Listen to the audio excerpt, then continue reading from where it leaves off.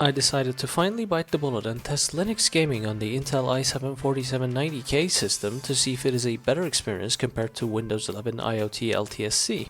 But before I begin, I would like to just humbly ask that you consider liking the video and subscribing to the channel if you enjoyed any of my previous videos. If I can reach 1000 subs and get some more view time, I can actually start monetizing the videos and make some pocket change from the ads that YouTube is already running on my videos currently. Now that's out of the way, let's talk some Linux. I was initially torn between installing something Debian based or just using Bazzite. But since I have been using Ubuntu for the last 10 or so years on my laptop, mostly for university work, I decided to try something new and created a Bazzite installer.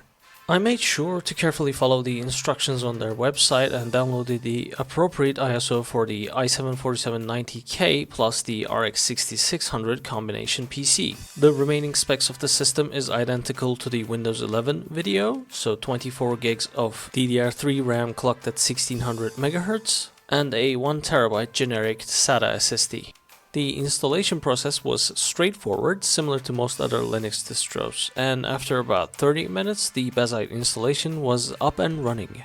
I immediately downloaded OBS to start recording footage, and it also supported the X265 hardware acceleration via the RX 6600, so that was great. And then I downloaded the Binding of Isaac on Steam just to see if the system was functioning. In order to obtain performance metrics and benchmark figures, I opted to use the Mango HUD that comes pre-installed with Bazzite and just used a config utility to make the on-screen display a bit more organized. The system impressively handled all of the audio and graphics drivers out of the box, and Bazzite being a gaming-focused distro came pre-installed with Steam and Lutris. Although I will just be covering Steam in this video. I have to say that not fiddling around with driver downloads and things just working out of the box is a massive bonus. Plus, there isn't any AI bloatware and Microsoft telemetry spyware that I need to spend time turning off. The system just boots and functions. The desktop, the file manager, and the whole system in general feels smooth and responsive with the 2014 era i7 running on DDR3 RAM, and that is not always the case in other distros and desktop environments, so another bonus for Bazzite. Moving on to gaming benchmarks, my personal predictions on gaming performance was that it would be slightly worse compared to Windows 11 due to the Proton translation layer that the CPU needs to run in Linux land. And while this is mostly trivial for more modern processors with lots of cores, our i7-4790K here only has 4 cores and 8 threads, which I predict is going to be its weakest aspect when trying to run modern games.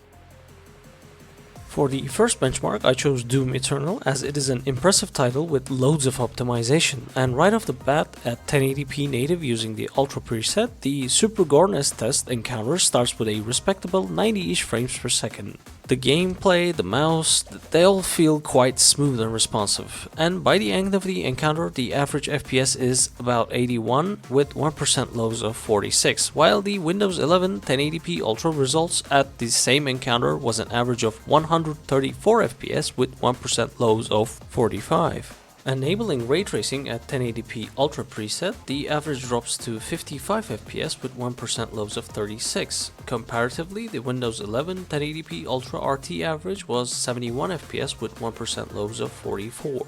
I didn't quite have enough time to get FSR4 working on Bazzite here, but I do know it works with the 6000 series and 7000 series cards on Linux. But in order to simulate FSR4 quality mode, I enabled the 68% static resolution scaling from within the in-game settings. Again, at 1080p Ultra Ray Tracing, the average climbed up to a respectable 67 FPS with 1% lows of 49. The Windows 11 performance with FSR4 quality was an average of 74 with 1% lows of 53. Finally, I tried using the medium preset at 1080p native to see if we can reach or match the 100 plus FPS averages from the Windows 11 results. But the averages from the medium test was at 89 FPS with 1% lows of 52, although I did occasionally see momentary FPS get past the 100% FPS mark. While the Doom Eternal results show that the translation overhead due to Proton indeed has a performance hit on our i7-4790K, the in-game results are completely playable. I also briefly tried benchmarking 3D Mark, but it seems that the software is incompatible with Linux, as the only benchmark I had access to was Firestrike, and I wasn't even able to get a point score by the end of it. I tried playing the finals next, and tried is the operative word here.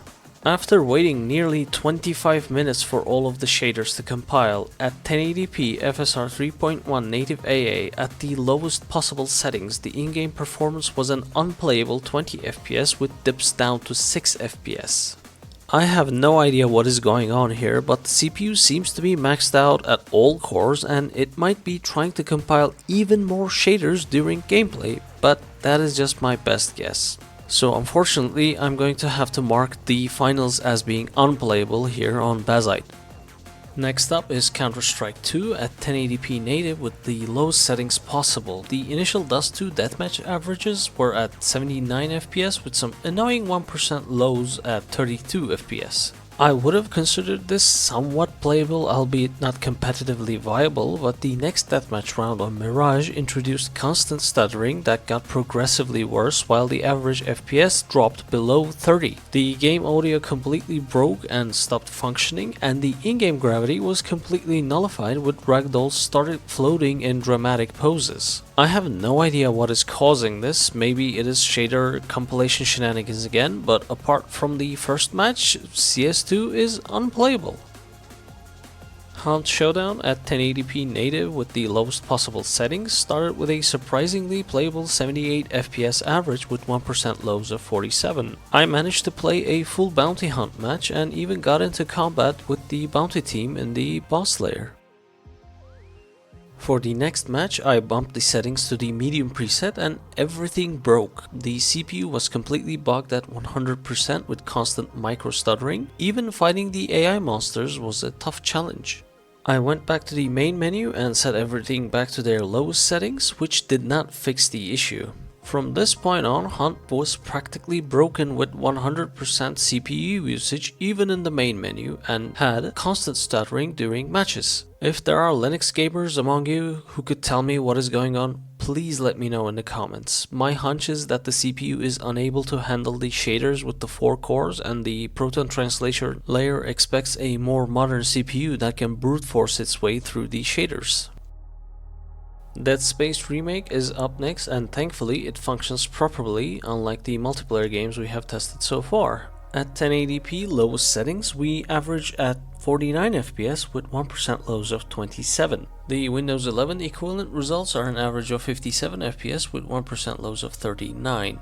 Bumping up the preset to medium gives an average of 51 FPS with 1% lows of 26. The slight increase in the average, or the lack of performance drop, might be explained by the shift from the CPU bottleneck scenario to a GPU bottleneck scenario. The respective Windows 11 performance is an average of 53 FPS with 1% lows of 34. This might be one of the rare instances where we see the Linux performance nearly be identical to the Windows 11 performance. And finally, at 1080p FSR 2.2 quality at mediums preset, the average FPS jumps to a smooth 60 with 1% lows of 30, while the Windows 11 FSR 4.0.2b quality average was slightly higher with 67 FPS with 1% lows of 44. Dark Souls 3 here is the last game that I can compare to the original Windows 11 benchmarks. At 1080p max settings, running the same route from the start of the game to the second bonfire at the High Wall of Lothric, the average FPS is a nearly locked 60 with 1% lows of 48. The Windows 11 results showed a nearly identical locked average of 60 with 1% lows of 51. So far, we can see that the benchmarks have been all over the place, with multiplayer games being mostly unplayable due to some weird issue that I was not able to fix, and many modern single-player games running worse compared to their Windows 11 performance. As a final Hail Mary, I wanted to test the general compatibility with games from all over the last 3 decades that were in my Steam library. Windows 11 can really be hit or miss with older games, many of them requiring some sort of community patch in order to run, so Linux may actually have an edge here with just running with a single click. Here are the remaining compatibility test runs in alphabetical order. Up first is A Medieval, a 2019 Unreal Engine 4 game that is a modern Hexen / Heretic clone boom shoot with rather unique weaponry that is quite enjoyable to play. The Linux experience here at 1080p max settings with no ray tracing averages well over 170 FPS with 1% lows of 95, and I can confidently say that this title is completely playable from start to finish with performance like this. Next is Arthurian Legends, released in 2021 using a niche game engine called 001. The game is a unique medieval themed hack and slash that is an homage to the Witch Heaven titles from the 90s. The Linux experience here is impressive as it manages to just run and get into the game. The issue here is that I never managed to get this game to run on Windows 10 or Windows 11, and here on Linux it just runs, and therefore it is an infinitely better experience. The average FPS is around 40s, but hey, I'm not complaining, at least I can play the game. Bastion, released back in 2011, I think uses a bespoke game engine that is also used in Hades and Transistor. The game had no issues running on Linux and the gameplay was buttery smooth.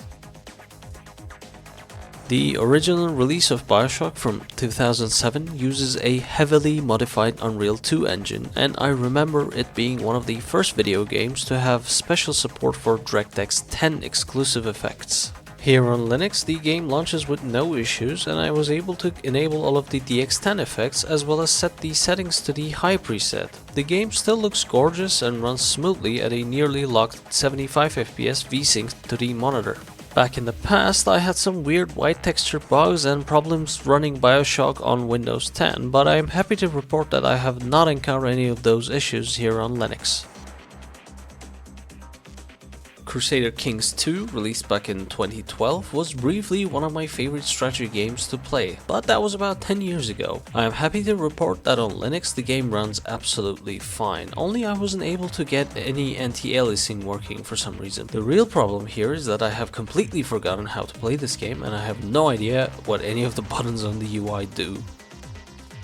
Next up is the cult classic Condemned Criminal Origins, released back in 2006. The game runs on a modified version of the Lithtech engine which was used in Fear. At max settings, the introduction parts ran at VSync locked 75 FPS with zero issues on Linux. And I am happy to report that I did not have the weird FPS drops that happen on Windows due to the modern mouse with high polling rates. I was using a Logitech mouse here with 500 Hz polling rate on Linux with no frame drops. Divine Divinity from Larian Studios is up next, and yes, that is the same Larian that made Baldur's Gate 3. If I'm not mistaken, Divine Divinity is their debut title released back in 2002. It can be described as an open world Diablo with actual real role-playing elements. I personally would describe it more as a mix between Ultima 7 and Diablo 2, but I digress. The game seemed to run fine at 1080p with all of the fancy effects turned on, but had a curious text legibility problem that I don't recall happening on Windows. While it seems to be okay on Linux, perhaps Divine Divinity is still best experienced on an era-appropriate Windows XP machine with a 4:3 aspect ratio LCD or CRT monitor at around 800 by 600 pixels, since higher resolutions make the 2D sprites in the game look tiny.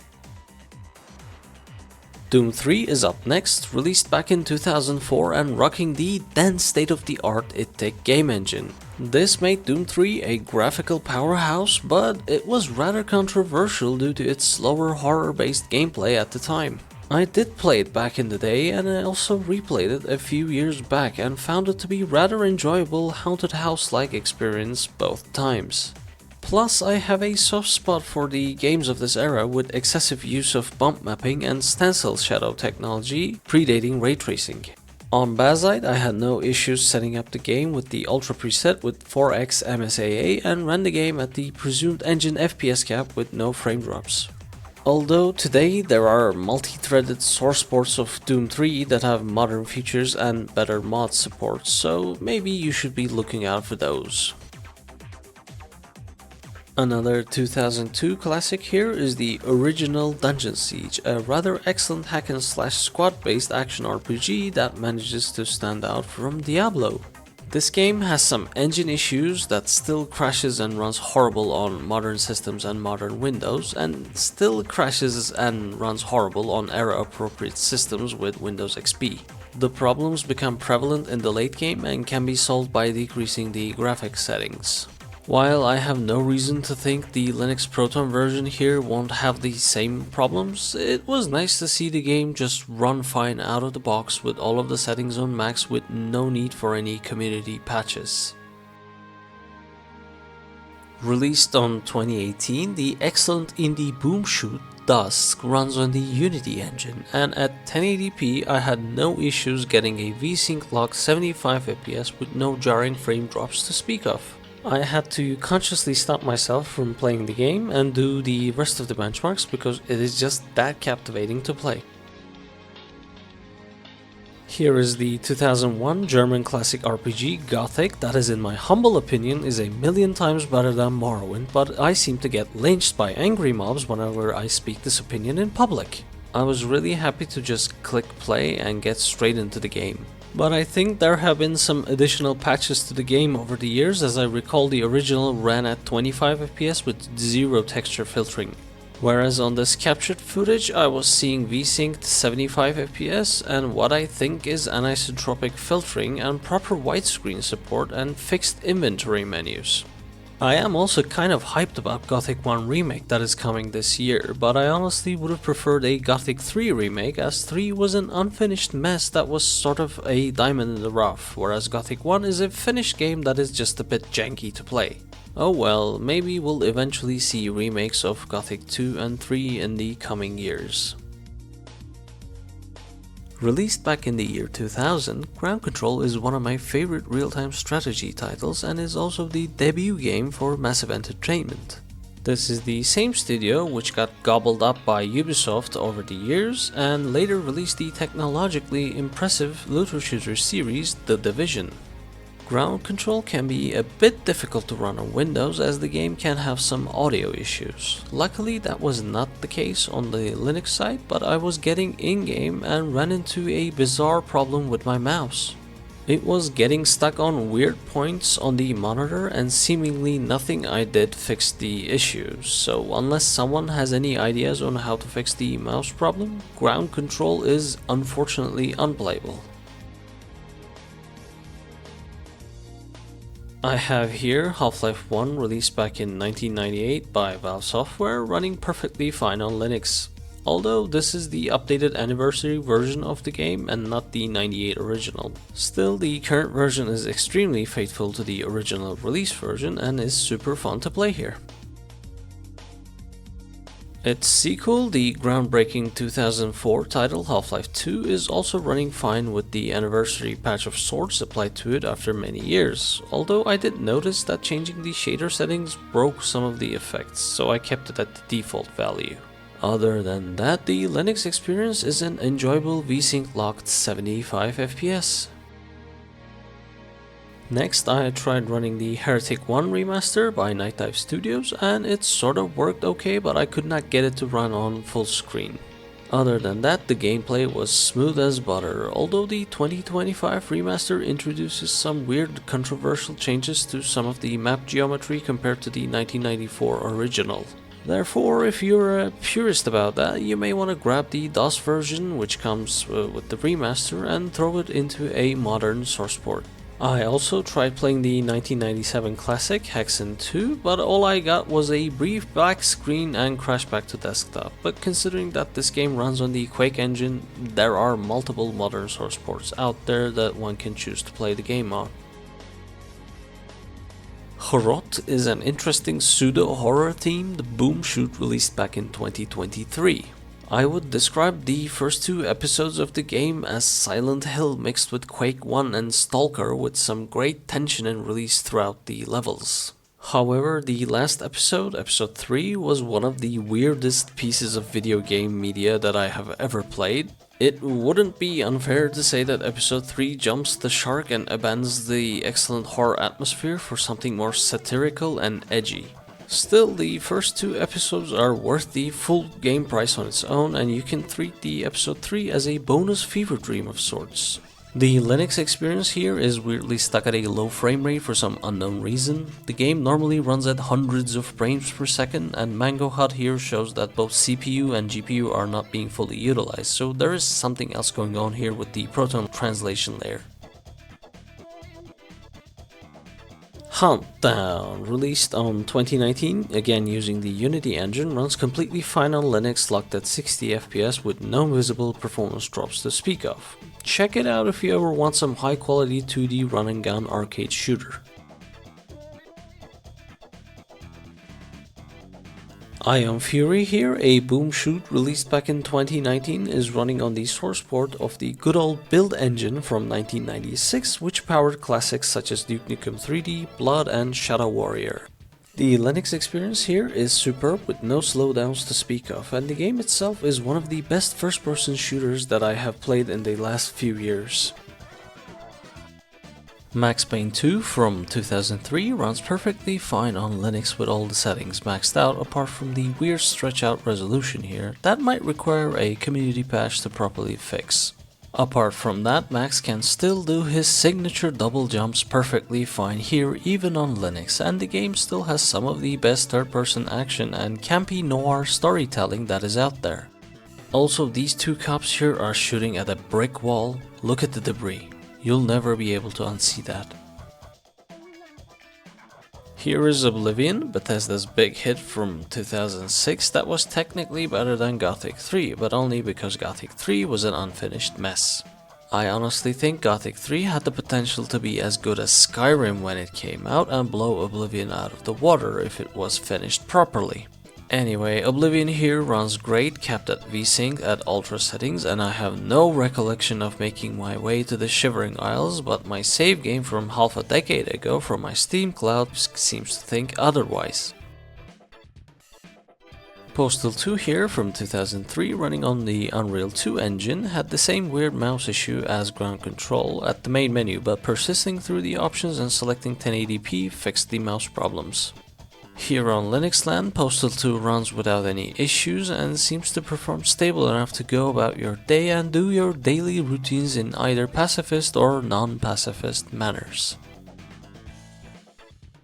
I tried out the Quake Remaster by Night Dive Studios, which was released back in 2021 with all the settings maxed out at 1080p. The first level had an average FPS of nearly 600. If you never played Quake 1 or never had the chance to play Quake 1's expansion packs, the remaster is an excellent opportunity to check out these 90s FPS campaigns. Here I have the 2003 classic Rainbow Six 3 Raven Shield running on Linux at max settings in 1080p with zero modding or community patches. It just works out of the box, which is not the case in modern Windows. I think this was one of the biggest surprises for me, seeing it run flawlessly, because I don't remember ever getting this game to run without weird resolution problems and random crashes after Windows XP era. Linux might be unironically a better platform for preserving old Windows titles.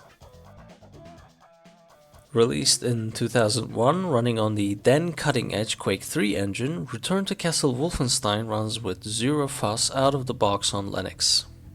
This one is my personal favorite Wolfenstein game in the entire series, with an amazing mix of science fiction, World War II action, and Indiana Jones style occult campy horror. It might also be the runner-up for the best official Wolfenstein game, period. Spelunky 2 is an extremely challenging and addictive roguelike platformer released back in 2020, and it runs flawlessly on our Linux build here. The only problem is that I suck at this game.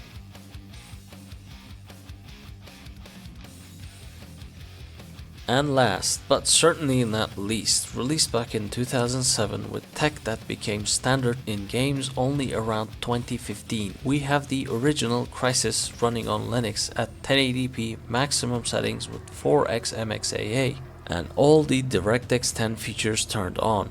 The initial cutscene and the parachute sequence runs at an average of 120 FPS, which starts to drop as we get down to the island. The money shot with the sunrise and the first proper enemy encounter that follows after, we see the frame rate dropped down to a respectable average of 60 FPS with 1% lows of 33. This is to be expected as this iteration of the CryEngine is still heavily single-threaded, but I think Proton translation layer might be doing some under-the-hood optimization help as the rest of the CPU is somewhat being utilized by the game. And those were all of the benchmarks I was able to show you. I really had a mixed bag experience gaming on Bazzite here. The out-of-the-box experience was really impressive, but I unfortunately found that for modern multiplayer games the i7-4790K was underpowered compared to its Windows 11 performance. However, the older gaming compatibility was honestly much better compared to the native Windows 11 support. I did also have some other Linux related issues. For whatever reason, shutting down the computer resulted in the computer always restarting back. No matter what I did, it always just turned itself back on, so I resulted in yoinking out the power cable in between the restart grace period. The second problem I had was some weird echo in the OBS recording that was not present in actual gameplay. Might just be related to OBS itself. The third problem I had is that OBS would randomly record a black screen or just show a still image of the lock screen. Again, may or may not be an OBS bug. And 4. Any USB NTFS formatted hard drive would randomly stop functioning and corrupt the data on it. This never ever happened on me on my hundreds of hours on Ubuntu, and I think this is a Bazzite problem. Luckily, I was able to save my data by simply using check disk on a Windows machine, but it is a serious problem to have a computer that acts as a random trash compactor to USB drives. I had to resort to setting up an SSH server and downloading the OBS recorded footage to my editing machine. With all that said, I was still pleasantly surprised and mostly enjoyed the Bazzite experience, but I am 100% convinced that you need at least an 8-core 3rd gen Ryzen or its Intel equivalent from the 8th or 9th generations, because this entire shader compiling thing is nuts and is the biggest hurdle for the aging i7-4790K. For this Intel 4th gen machine in specific, I might consider retiring it as a Linux Mint machine setup to play older games with excellent compatibility via Proton, or just turn it into a dedicated Windows 7 machine and completely take it offline. Anyway, I hope you enjoyed this video. Please leave a like if you did. Don't forget to subscribe to the channel for more videos in the future. Please take care of yourselves and goodbye.